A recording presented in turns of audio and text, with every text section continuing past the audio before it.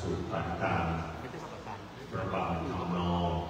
และล้านหน้านะครับซึ่งก็ได้ถูกเราเป็นองค์หนึ่งที่ทำพิธีไปสีสู่ขวัญได้มีเสียงแล้วก็ใจท่านได้รับนิมนต์ไปใบสีถูกขวัญที่วัดพระเจ้าอยู่หัวที่วัดพระเชตุพนนะครับเปิดคราว72 พรรษาเอาการนี้ขอเรียนเชิญอาจารย์ท่านนัทโหราวิยากรได้จุดเทียนขึ้นสุขภาพที่กระทงสำหรับขอบคุณ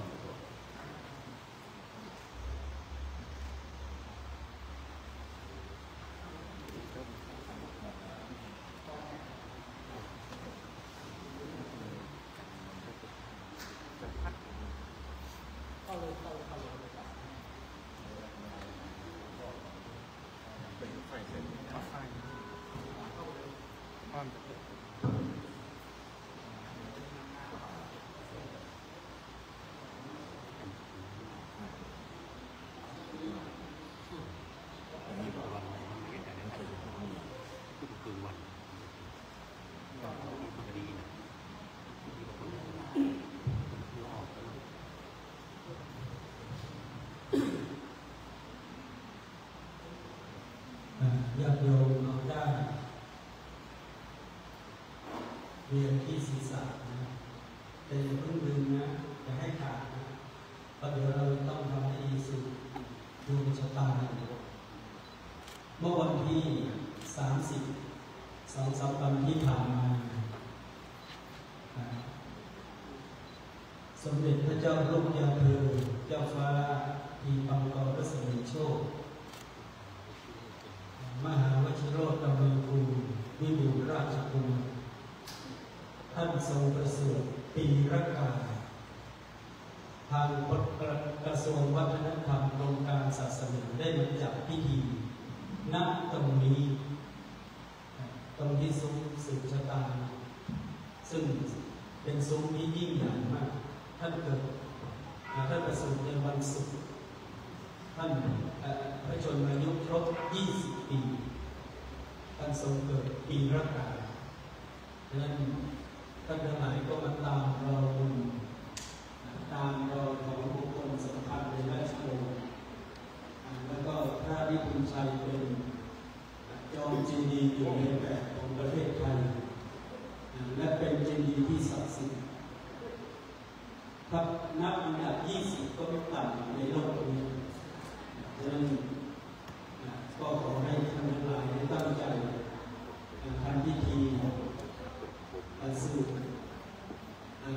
เรียกว่าบายสีสู่ขวัญแบกล้างไล่เคาะไล่ส่งออกไปจากตัวและอัญเชิญขวัญขึ้นมาหลังจากนั้นคณะสงฆ์จะได้ร่วมกันผูกข้อมือให้ญาติโยมทุกคนแล้วจะรดน้ำมนต์นี้ด้วยแล้วก็ขอให้ท่านทั้งหลายได้ตั้งใจส่วนจะฟังออกหรือไม่ออกเพราะว่าคนเก็บเอาไปเลยเป็นค่อนข้างจะเป็นภาษาล้านนาโบราณแต่ฟังก็จะออก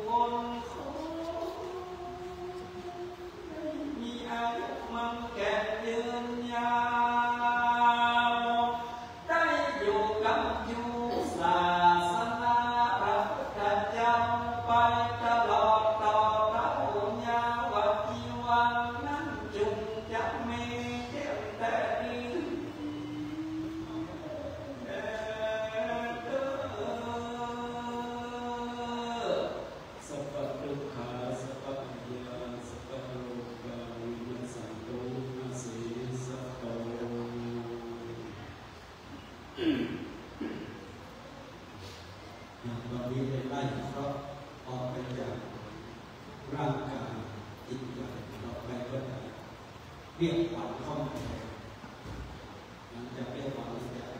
ปลุกเข้ามามัดขวัญไว้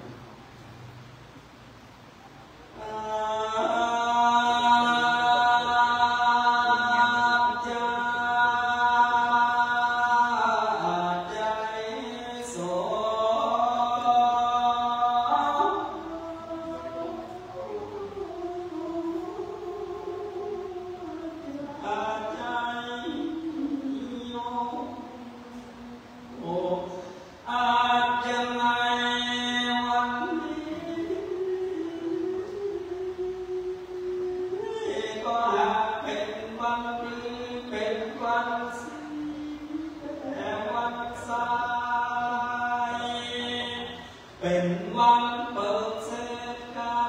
อีชื่นเจียงอีกวันหนึ่งก็หมดสายวันใดก็หมดปลอดวันนี้เป็นวันแก้วยอดปัญญาวันปฏิเอโม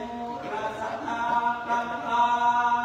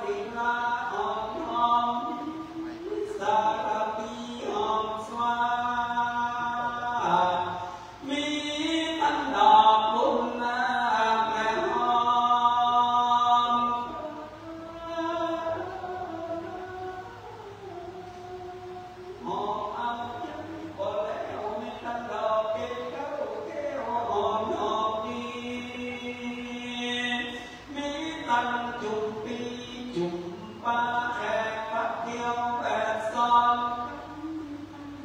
จะวันเป็นจะมาดอกลายจากลายสีดอกจะยอมมีต้นใหญ่ลืมตาใส่หางเอามีทั้งจีดอกเบาบานใจไฟ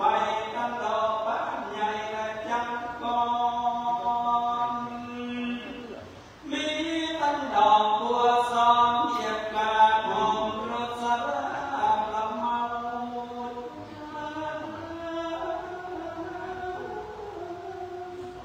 ของกินอันนั้นก็ร้องเสียงมีตั้งหมากเมี่ยงและหมูลีมีตั้งแคบหมูปวดและเมี่ยงดีเครื่องชวนดีนั้นคุณจะแตกต่างคุณเป็นเดิมมีตั้งกัตตาลีด้วยอ้อยหวานจึงจ้อยเอาใจเขาตั้งก็สดสองหาเอามาเปิดจะขออัง32จากคณะทักโหราปัญญากรและคณะญาติธรรมเหล่าคันระยานาวิลูกเต้าเหล่าหลานญาติกามงสาขออาราธนาเชิญ32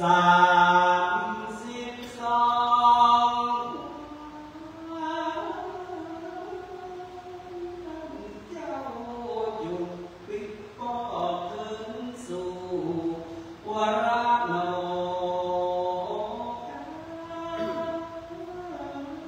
อัญญา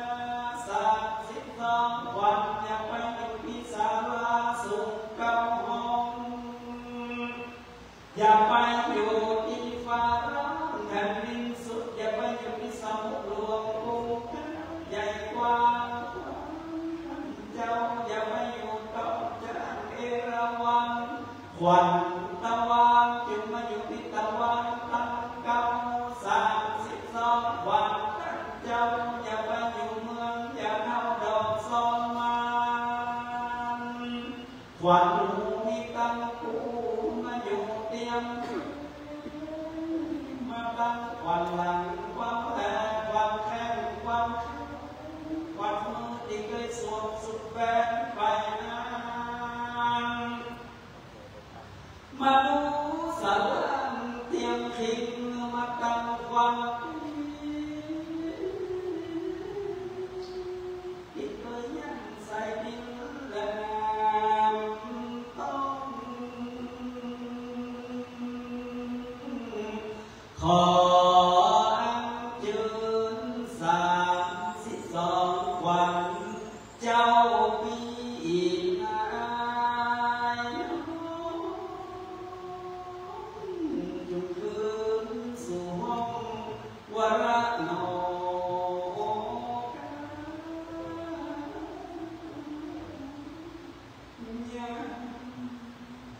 บาปนี้เดียวนี้แม้ใจปุถะใจมังกะลังไปข้าพเจ้าจุด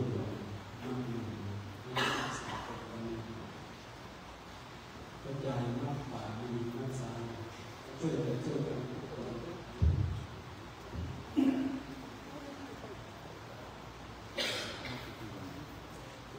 อาจารย์ ใจโส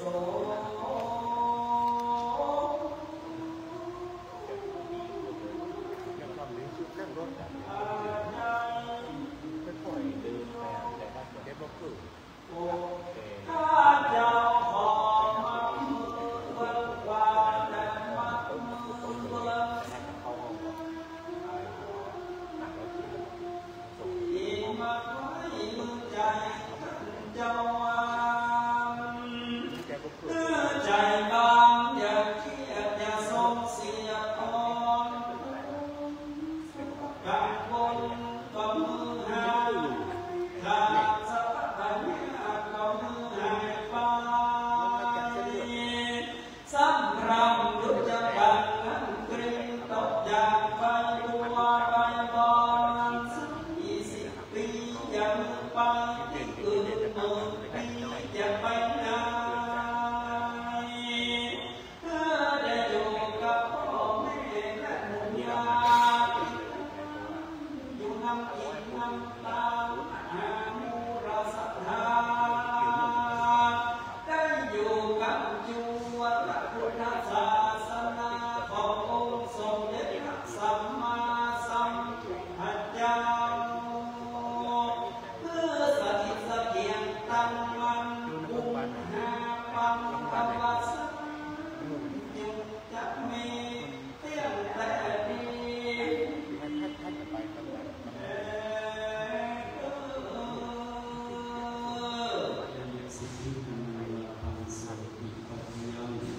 สุขังพลังสิริขังเจริญโมเดลโรคังรุ่งเรืองเยสโรสัตวสารเยอมิจิวสิทธิพระวันตุโวแต่ในวันที่ดีพระเพราะเรื่องธรรมผู้ข้อมูลก็สิ่งที่เกิดมาตอนนี้เห็นว่าการประเพณีของพระโยมมี32วันก็เป็นไม่มีสิ่งที่เป็นสิ่งเป็นการที่มีความรู้ต่อไปที่สมเด็จพระบรมราชโองและนำที่พระพุทธเจ้าเป็นสิ่งแสดงบ้างให้เข้ามาสู่จุดเปลี่ยนยุคนี้ต่อไป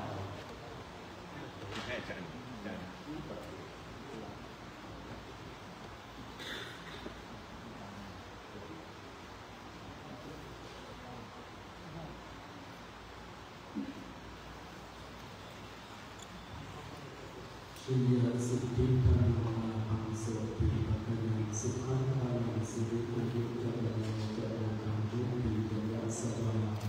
สัตวัสสะยะนิจิจิวสิทธิภะคะโตเตสติปิโยวิมุตติโตสัพพะโตเทวินัสตุนันเตภะคะตังกะโยสุขีกายุโกภวะอภิวาทนาสิริสัญญาวุฒะปัญญานิโยยะตาโลมาอายุวันโนสุขังภะลัง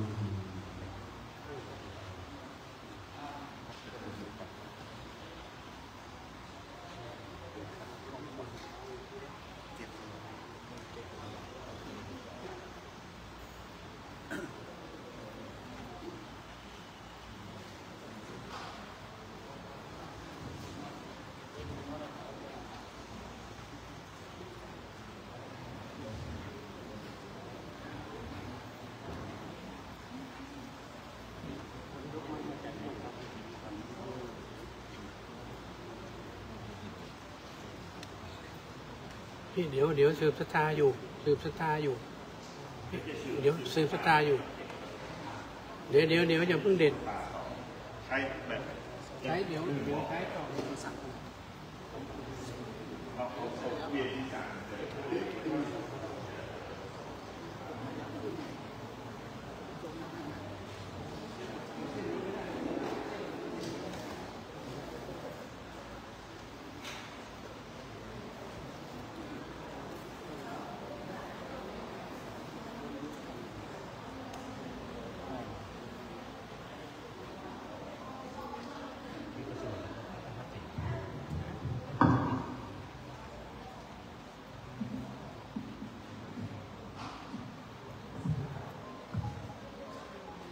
ลำดับต่อไปนะครับหลังจากที่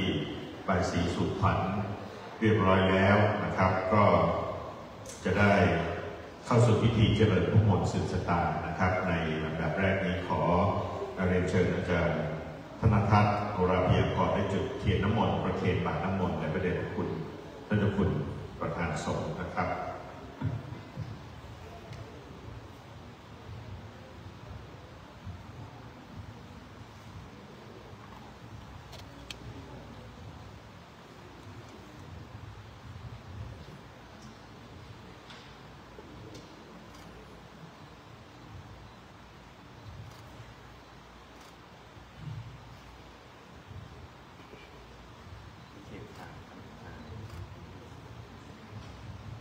ข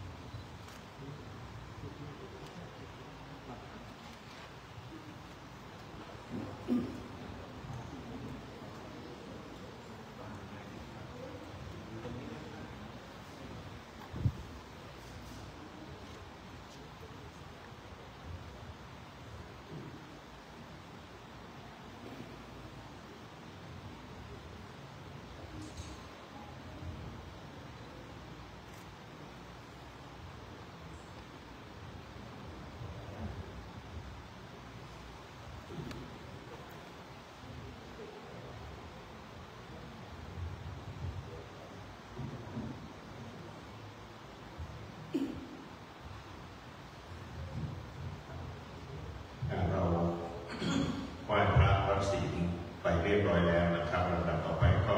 จะได้กราบนิมนต์พระสงฆ์เจริญพุทธมนต์สืบชะตาตามแบบประเพณีล้านนานะครับให้ตั้งจิตสดับพระสงฆ์เจริญพุทธมนต์ให้ทุกท่านน้อมนำเอาพุทธมนต์เหล่านั้นให้มาสถิตเหนือกล้าวและกระหม่อมเราท่านทั้งหลายเพื่อความสุขความเจริญความเป็นสิริมงคลแก่ทุกท่านตั้งใจสดับพระสงฆ์เจริญพุทธมนต์ณบัดนี้สเกกาเมจรูเปคิริสิการตเตจัตริเควิมาเนทีเปรเทจคาเมตรุวนาคาเนเกหวัตถุนิเคเตภูมาจายันตุเตวาชรภราภิสเมยคขันธปนาคารติทันตาสันติเกยังมุนิวรวจนังสาภโภเมสุนันตุธรรมสวนาการโรยัมปตันตาธรรมสวนาการโรยัมปตันตาธรรมสวนาการโรยัมปตันตาโมตัสสะภะคะวะโตอะระหะโตสัมมาสัมพุทธัสสะนะโมตัสสะภะคะวะโตอะระหะโตสัมมาสัมพุทธัสสะนะโมตัสสะภะคะวะโตอะระหะโตสัมมาสัมพุทธัสสะ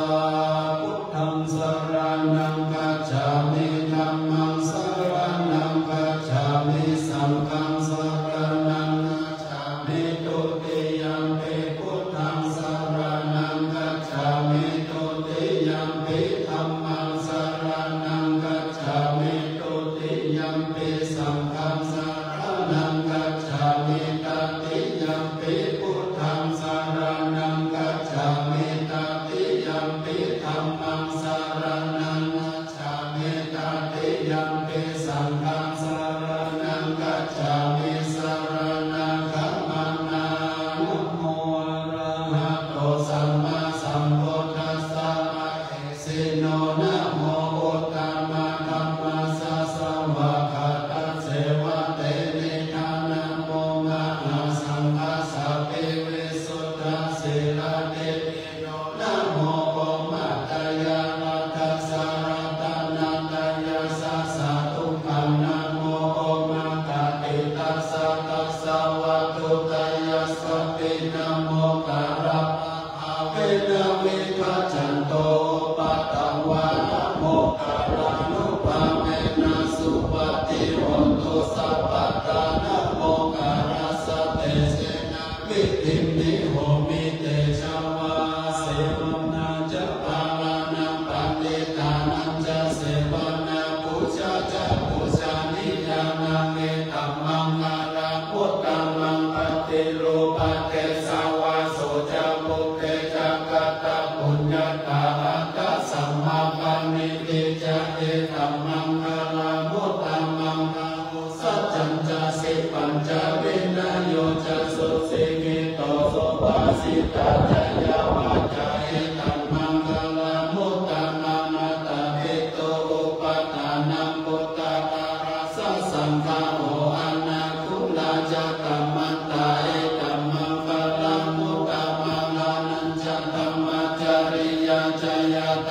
กานัญจสังฆาโออานาวัจจานิกัมมานิเอตัมมังอารามุตตะมังอาราติเวรติปะปามัจจปานาจะสัญญโมอะปัมมาโตจะธัมเมสุเอตัมมังอารามุตตะมังอาราโอจะเดวะโตจะสันตุติจะกตัญญูตากาเลนะธัมมัสสวานังเอตัมมังอารามุตตะมังอันติจะโสวะจะสัตตาสัมมานานัญจะทัสสะนังกาเลนะธัมมัสสะกัจฉาเอตัมมังอารามุตตะมังอาโอจะรัมมัจจาริยังจะอาริยสัจจานัทัสสะนังนิพพานาสัจฉิกิริยาจะเอตัมมังอารามุตตะมังพุทธัสสะโลกัตถัมเม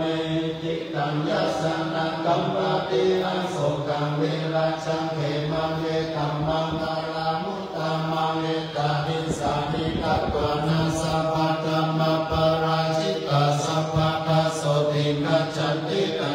สัมมังคลาพุทธัมมังมิมหามังคลาสุตตาอิติวิตังนิธังวาหุรังวาสังเกสุวายังรัตตังนังวานิตังนันโน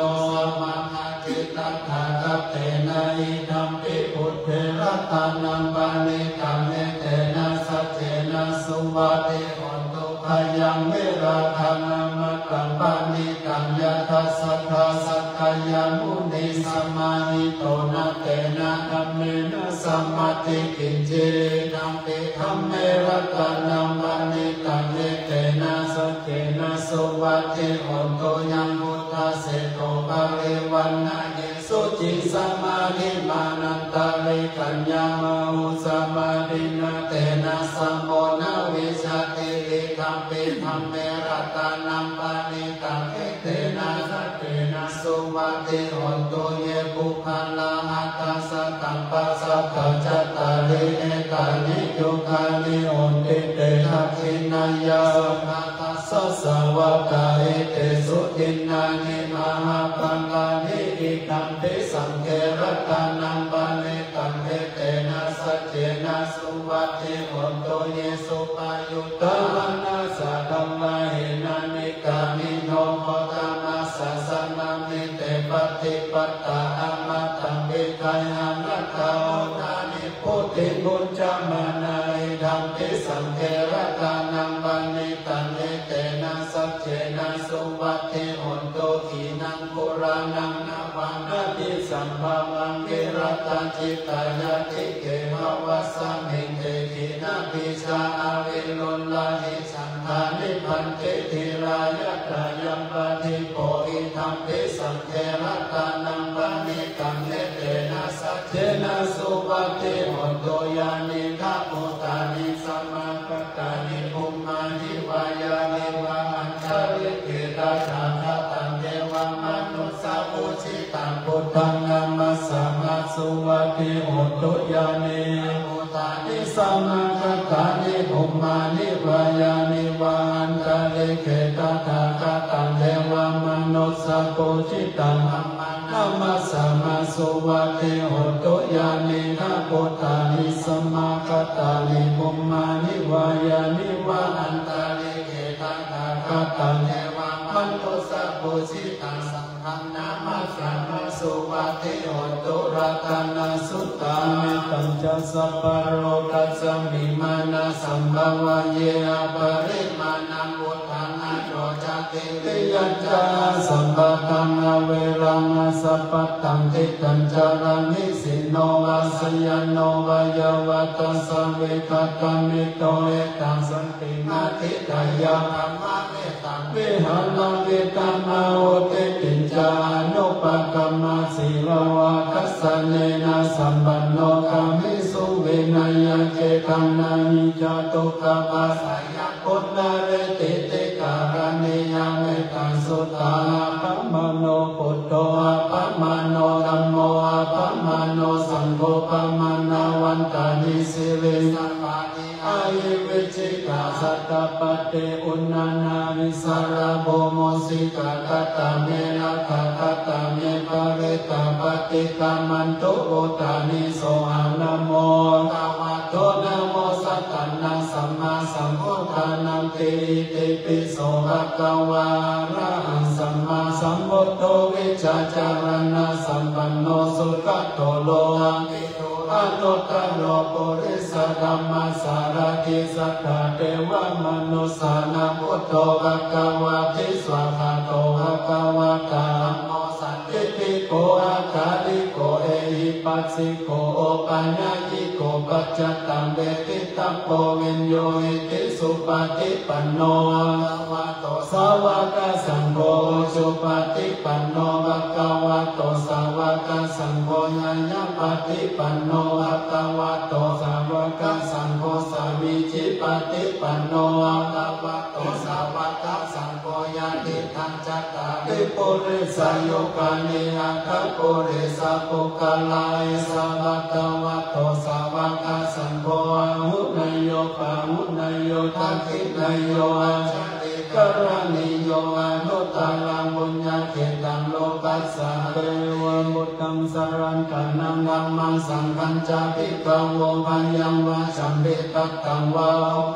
โสวาโสนาเอสัจเจเตสัตตังสุเขนะรักขันโตพุทธสันติกาลาตุวังเตหิตังลัทธิโตสันโตมุตโตสัพพะปะเยนะจัสสัพพะโลกาปิเนโมโตสัพพะสันตาภวะจิตโตสัพพะเวรมติกันโตนิพุตโตจัตโตวังนวะสเปติโยวิวัจจันโตสัพพะโลกวินาศโตมาเตระวัตตันตรายโยสุขิติกายุโกภวะอภิวาทนาสิริสานิจังมุทธาปัจจายิโนจัตตาโลธรรมาวัฏันติอายุวันโนสุขังพลังสุนัขตังสุมังคลังสุภาพตังสุโหติตังสุขันโนโตเจ้าสุญิตังมัมมาจาริสุปัตตินังกายกัมมังวาจากัมมังวาทักขินังวาทักขินังมโนกัมมังวันนิพิเตปัตตินาปัตตินานิกัตตานาปัตตเตปัตติเนตังลัทธาสุขิตาวิโลลาพุทธศาสเนอโรกาสุขิตาสาสะเปหิยาติเบสักตะพุทธรัตนังโอสัตตังพุทธมังวัลังหิตังเดวมนุสานังพุทธเตเจนะโสตินาสันตุปัตตวาสเปตุขาอุปสัมเมตุเตสัพพะธรรมังรัตนังโอสัตตังพุทธมังวัลังปะลิลาอุปสัมมนังนัมมะเตเจนะโสตินาสันตุปัตตวาสเปหายาอุปสัมเมตุเตสัพพะสังฆรัตนังโอสัตตังพุทธมังวัลังอาหุนายังสังฆเตเชนะโสตินานาสันตุปัตตวาสเปโลกาอุปสัมเมตุเตหิเมสรณังอัญญังพุทโธเมสรณังวาลังเอเตนะสัจวะเจนะหันตุเตจยมังคลังนัตติเมสรณังอัญญังธัมโมเมสรณังวาลังเอเตนะสัจวะเจนะหันตุเตจยมังคลังนัตติเมสรณังอัญญังสังโฆเมสรณังวาลังเอเตนะสัจวัตเตนะโหตุเตจยามังคลังกัปปัตตาจนิทุกขายาปัตตาจนิปายาโสกปัตตาจนิโสกาโหตุสัพเพปิปานิโนเอกวัตตามิสัมปะตังปุญญาสัมปะตังสัพเพเทวานุโมทันตุสัพพะสัมปติสิทธิยานังตุสัตตายาสีลังนักขันตุสัพพะตาภาวนาภิรตาโหตุขัจฉันตุเทวตาคัตตาสัพเพพุทธาลปัตตาปัจเจกานัญจยังภลังอรหันตานัญจเตเจนาราคัมพันธามิสัพพะโสสุโขพุทธานังโอปะโตสุขาสักกัมมะเทสนาสุขาสังคัสสะสัมมติสัมมัคคานันตะโพสุโขคัตติโยเสโตสัมเมตัสสะมิเยโกตปัจจัยานิโนวิจาจารณะสัมปันโนโสเสโตเทวมนุเสติวัตปฏิอาทิโจรติมันปฏิจันติมาสัมนัตโตปฏิโยลัมปฏิชายิตาปฏิพรหมโนอัตสัพพะมโหรัตังพุทโธตปฏิเตจัสสะปยาปรมังลาภสันตุติปรมังดันังวิสัสสะปรมายตินิพพานังปรมังสุขั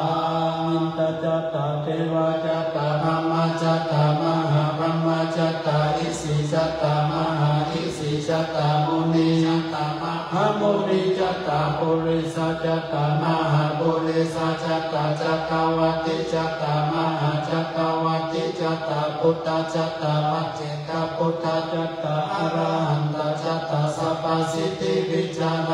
ณังจัตตาสัพพโลกานิยานังจัตตาสัพพโลกาธิปติยานังจัตตาเอเทนะสัจวัจเจนะตุยังสุวัตติหุนโตตุยังสวาหายานะโมพุทธัสสะนะโมธัมมัสสะนะโมสยาติธัมมุโรสวาหายาอินตจัตตาเทวจัตตาพรหมจัตตามหาพรหมจัตตาอิสิจัตตาจัตตามุนีจัตตามุนีจัตตาปุริสจัตตามหาปุริสจัตตาจักขวัตติจัตตามหาจักขวัตติจัตตาพุทธจัตตาปัจเจกพุทธ ตจักตาอะระหันตจัตตาสัพพสิทธิวิจารานังสัตตาสัพพโลกาจาริยานังจัตตาสัพพโลกาธิปติยานังจัตตาเอเทนะสัจวัจเจนะตุยังสุวัตติโหตุตุยังสหายนะโมพุทธัสสะนะโมธัมมัสสะนะโมสังฆัสสะสยะทิคังโหโรโหโรสหายะอภิอุณัสสะวิจโยธัมโมโลเกอนุตตโรสัมสัตตะหิตถายะกัมปังคันนายิเตวะเตปะเอวะเชอาจารันเดอามนุเสหิปาวะเกมายะเกนะเกมิเสบุเตอะการะมาลเนนะจัสสะปัสสะมะมะนะนะมุตโตอะเปตวะการะมาลิตันตัสเสวะอนุบาเลนะหุนตุเทวสุขิสัตตาสุทัสสิตัสสมาดายะธัมมังสุจาริตังจาเรตัสเสวะอนุบาเลนะหุนตุเทวสุขิสัตตาลิขิตังจินติตังปุจังหาระนังมัจจานังคาลุมะเนสัมเทสนังสุตตัสสะอายุภวัตเตวัตโกดันนาวัตโกสิริวัตโกยัสสวัตโกภันวัตโกวันนวัตโกสุขวัตโกโหตุสัพพทาภะโลกามายาเวลาสุขสัตตุจุปัฏฐวาอเนกาอันตารายาเบวินาสัตตุจัตเตจัสสะจัยสิทธิตันนังลังวังโสติปัจจยังสุขังลังสิริอายุจวันโนจะโอกังมุติจยสวาสัจจายุจชีวสิทธิภวันตุเตสเปติโยวิวัจันตุสัพพะโลกวินาสตุมาเตวัตตารายโยสุขิติกายุโกภวะอภิวาทนาสิริสานิจังพุทธปัจจายิโนจัตตารโอธรรมาวัฏมิอายุวันโนสุขังภาลัง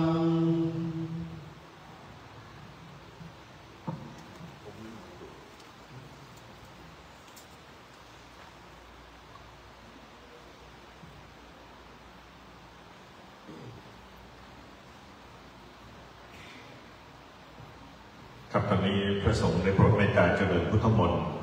สืบชะตาให้ท่านเป็นที่เรียบร้อยนะครับในช่วงนี้ท่านเด็ดได้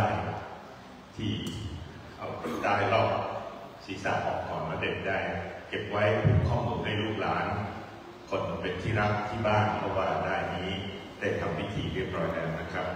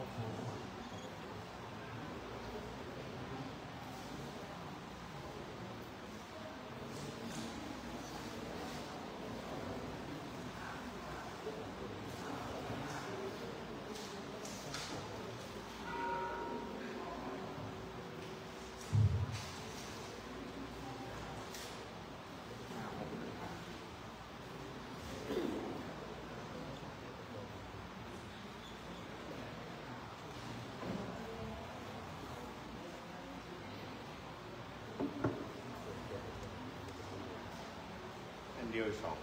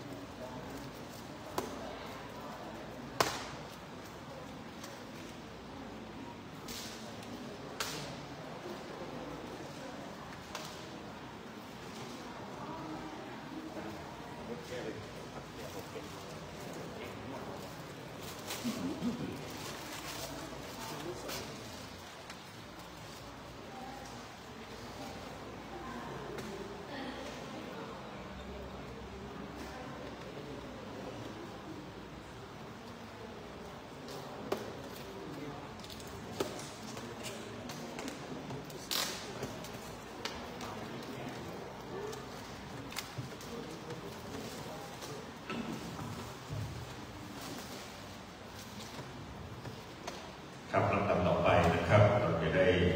ร่วมใจกันกล่าวถวายผ้าห่มพระธาตุบริบูรณ์ชัยพร้อมกับบริวารทั้งหลายนะครับเชิญทุกท่านตั้งนะโมพร้อมกัน3 จบครับนะโมตัสสะภะคะวะโตอะระหะโตสัมมาสัมพุทธัสสะนะโมตัสสะภะคะวะโตอะระหะโตสัมมาสัมพุทธัสสะนะโมตัสสะภะคะวะโตอะระหะโตสัมมาสัมพุทธัสสะอิมานิมะยังพันเตอริพุชยะมหาเจดียัสสะปารุปนานิสัปปาริวารานิภิกขุสังคัสสะโอโนชยามะสาธุโนพันเตภิกขุสังโฆอิมานิอริพุชยะมหาเจดียัสสะปารุปนานิ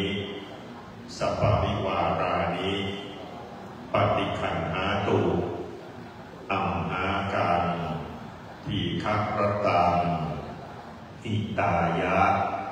สุขายะข้าแด่พระสงฆ์ผู้เจริญข้าพเจ้าทั้งหลายขอน้อมถวายซึ่งผ้าห่มองค์พระมหาเจดีย์นามว่าอริพุชชัยพร้อมกับของบริวารทั้งหลายเหล่านี้แด่พระสงฆ์ขอพระสงฆ์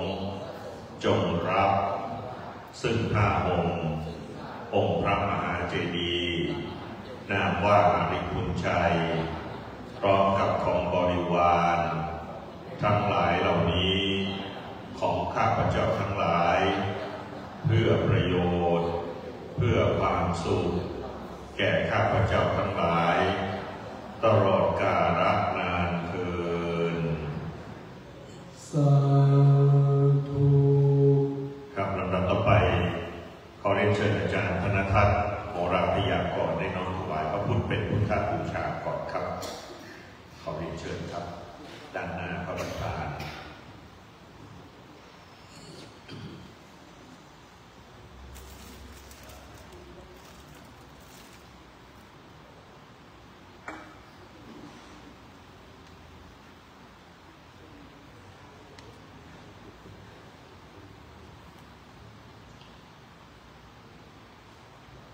ครับเราเรียนเชิญอาจารย์ธนทัศน์พร้อมด้วยคุณพ่อนรายุทธคุณแม่จันทรีชินพาลีได้ประเคนผ้าองค์พระธาตุพร้อมกันครับในนามของคณะทั้งหมด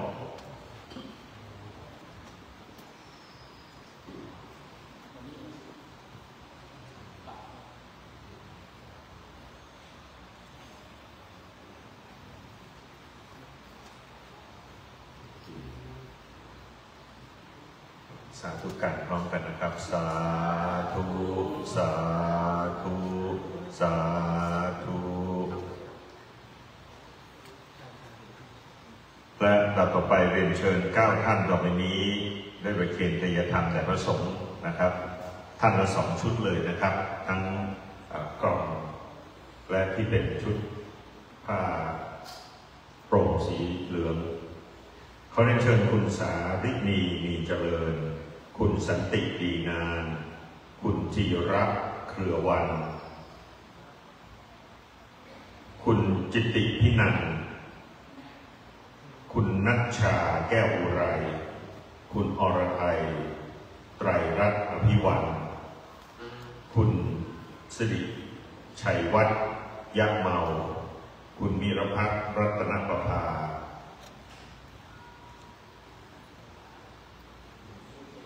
คุณเสกสมบูรณ์ใจดีนะครับคุณเสกสมบูรณ์ใจดี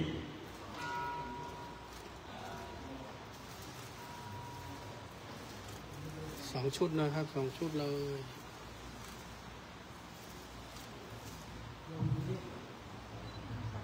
ฟ้องขอ ค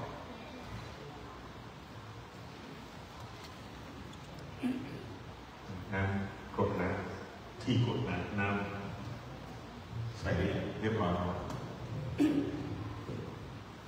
จังหวะตกเลย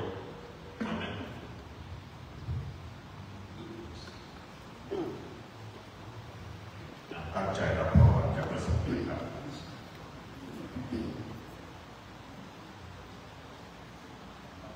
ยะถาวาริวะหาปุราปาริปุเรนติสาคารังเอวะเมวะอิโตทินังเตตานังอุปกาปติติจิตังปฏิตังตุมหังคิปะเมวะสมิจจตุสัพเพปุเรนโตสังคปะจันโทปนาราโสยะถามณิโชติระโสยะถาสัพพิติโยวิวัจจันโตสัพพะโรโควินาศตุมาเตภวัตวันตรายโยกิติขายุโกภวะอภิวาทนาสิริสานิจังพุทธาปัจจายโนจัตตารโอธัมมาวัฏันติอายุวันโนสุขังภาลังสุขังลัตโตสุขิโตวิรุณละโภพุทธัสสะสันเนอะโรโคหิโตโหหิสัมมาสัพเพหิยติปิสะอัตตาลัตตาสุขิตาวิรุณละหะพุทธัสสะสันเนอะโรคาสุขิตาโหหิสัมมาสัพเพหิยติปิเตอัตตาลัตตาสุขิตาวิรุณละหะพุทธัสสะสันเนอะโรคาสุขิตาโหทัสสะมาสัพเพหิยติปิสิทธิตัมมังละภังสุขิปัคคายังสุขังพลังสิริอายุจะวันโนจะโภคังมุติจะยัสสวาสัตตวัสสะจะอายุจะชีวสิทธิปัมมันตุเตภวตุสัพพมังคลังรักขันตุสัพพเทวตาสัพพพุทธาภุราเวนัสสัทธาสุขีภวันตุเตภวตุสัพพมังคลังรักขันตุสัพพเทวตาสัพพธัมมานุภาเวนัสสัทธาสุขีภวันตุเตภวตุสัพพมังคลังรักขันตุสัพพเทวตาสัพพสัทธานุภาเวนัสสัทธาสุขีภวันตุเต สาธุสาธุสาธุสัพพิติโยวิวัชชันตุสัพพะโรโควินัสตุมาเตภวัตวันตรายโยสุขีติขายุโกภวะอภิวาทนาสิริสานิจังข้าพเจ้าโยจตารโรธรรมาวัฏันติอายุวันโนสุขังพลังหลังพร้อมกันนะครับอะระหังสัมมาสัมพุทโธภะคะวาพุทธังภะคะวันตังอภิวาเทมิสวากขาโตภะคะวะตาธัมโมธัมมังนัมสสามิสุปฏิปันโนภะคะวะโตสาวกสังโฆสังฆังนะมามินะครับข้าบูชาพระธาตุแห่งบุญชัยนะครับผมจะกล่าวนำให้ทุกท่านกราบตามนะครับสุวรรณเจดียังอาริปุญจยคลังวรโมลีทารังอุรัตถิเศรษถังสหังอังคุริถิงกัจจายะเนนานีตาปัตตะปูรัง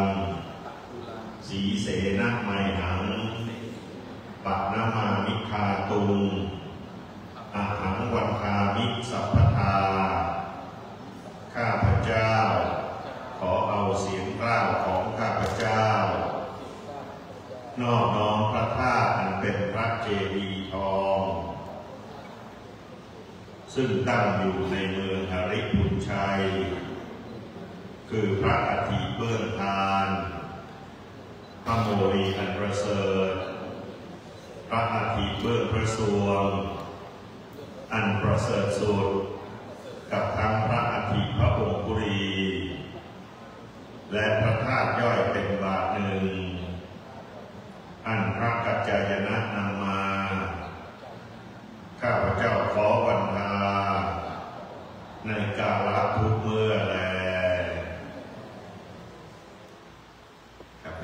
เสร็จสิ้นพิธีการทั้งสองพิธีคือการเจริญพุทธมนต์บูชาพระเคราะห์การไปสีสู่ขวัญและการเจริญพุทธมนต์สืบชะตานะครับหลังจากนี้เดี๋ยวอาจารย์จะได้นำคณะไปองค์พระ เดี๋ยวให้ตักน้ำมนต์ก่อน ให้ตักน้ำมนต์ก่อน